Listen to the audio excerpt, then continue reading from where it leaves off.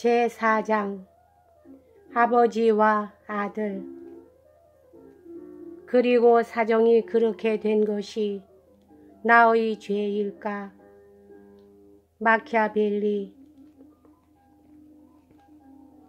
우리 안 사람은 아주 영리하단 말이야. 베리에르 시장은 그 다음날 아침 6시 소렐 영감의 제재소 쪽으로 내려가면서 이렇게 중얼거렸다.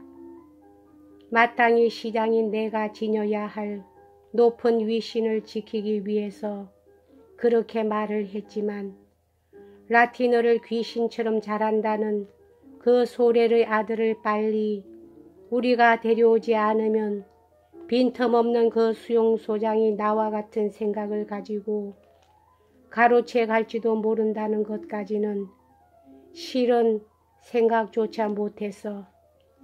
그렇게 돼보지 얼마나 그토록 그리면서 가정교사 얘기를 할지 몰라.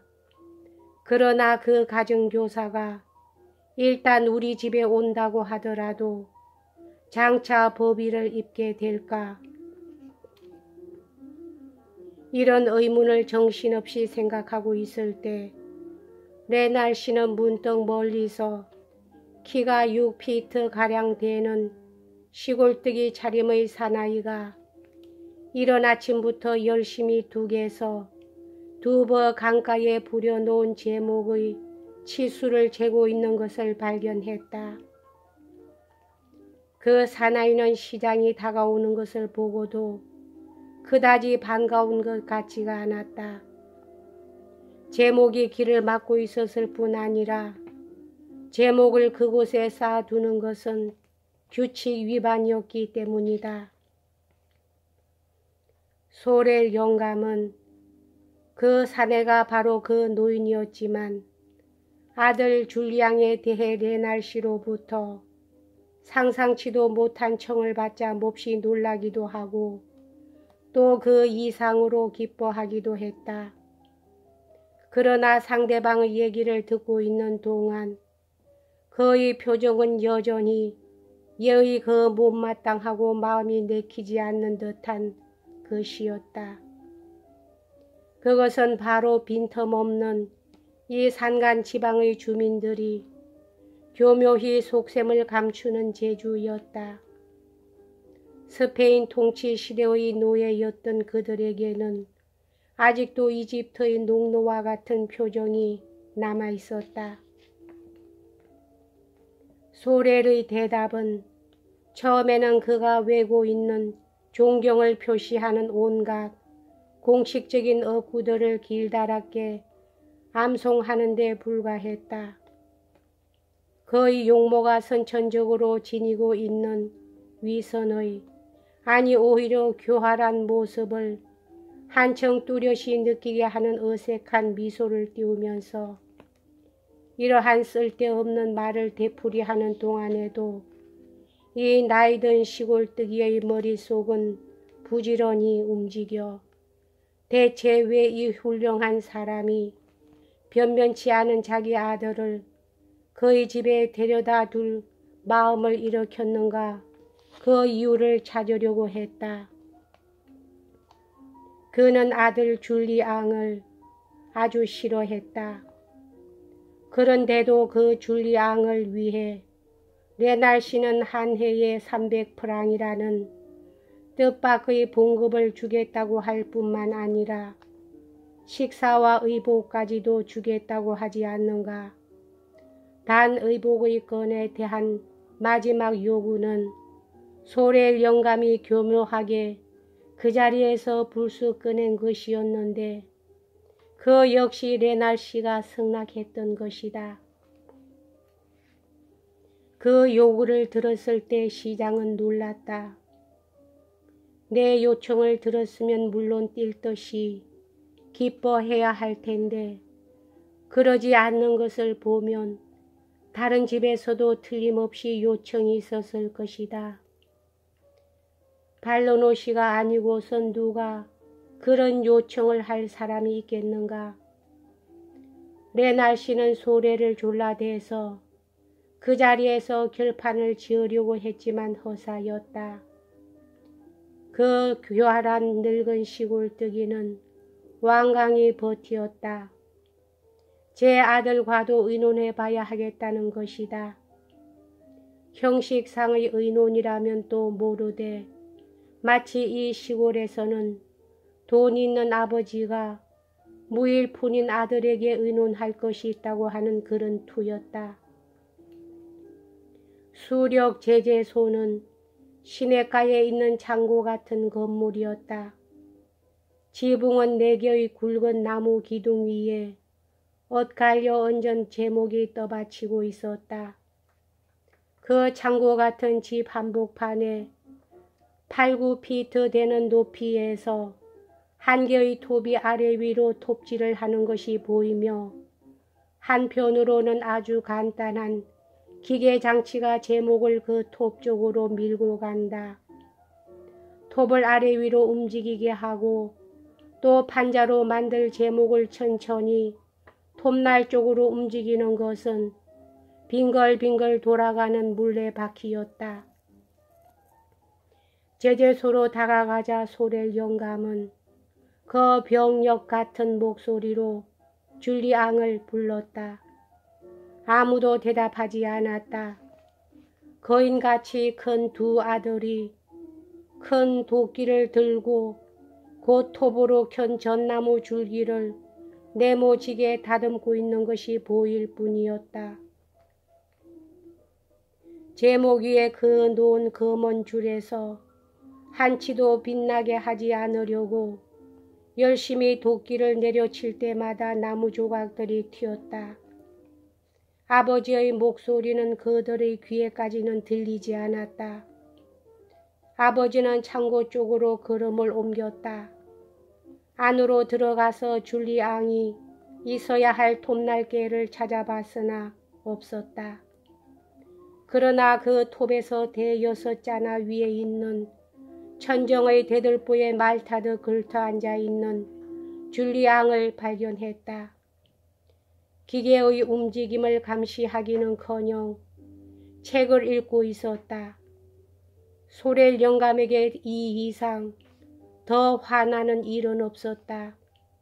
그는 줄리앙이 형들과는 달리 힘든 일을 해낼 수 없는 연약한 몸집인 것만은 어떻게 참아 넘길 수 있었으나 독서 광적인 것만은 도저히 그냥 넘길 수가 없었다.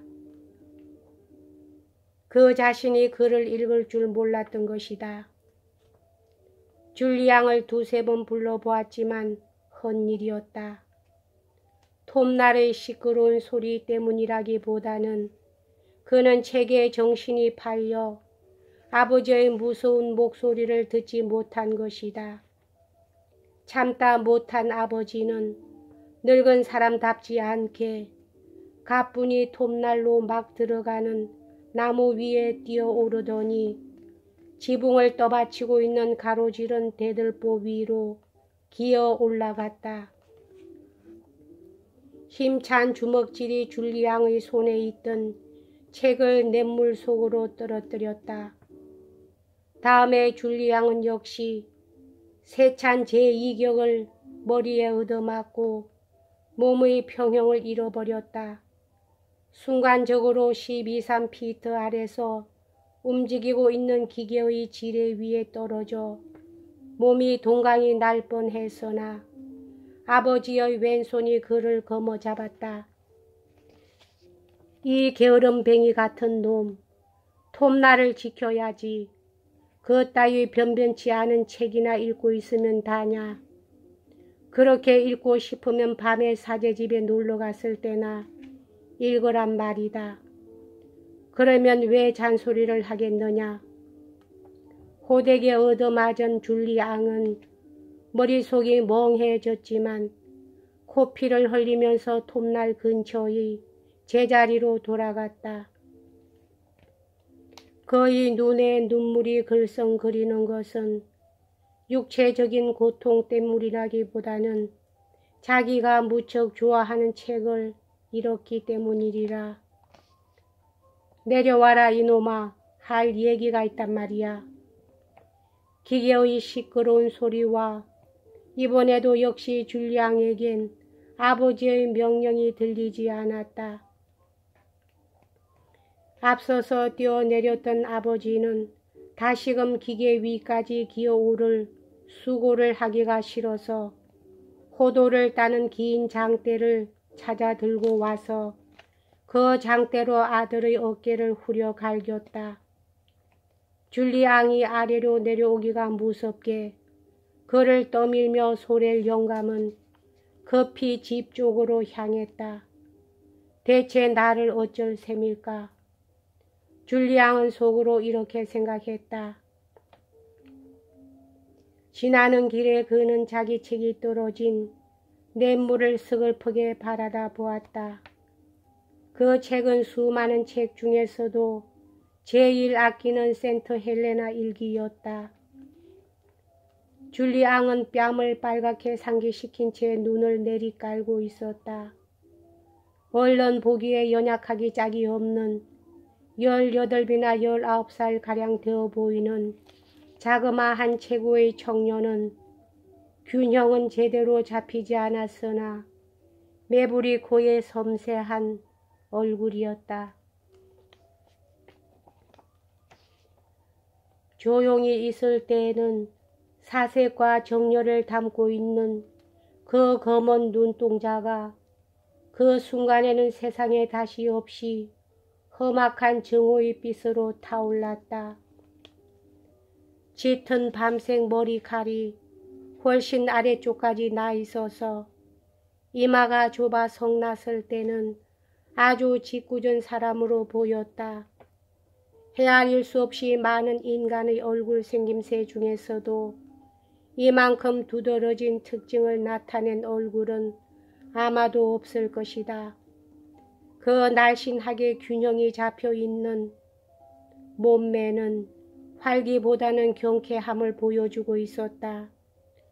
어릴 때부터 침통한 생각에 잠기는 모습과 창백한 얼굴을 보고 아버지는 이 아이는 제대로 자라지 못할 거다. 자라나도 집안의 두통거리만 될 뿐이라고 생각해왔다.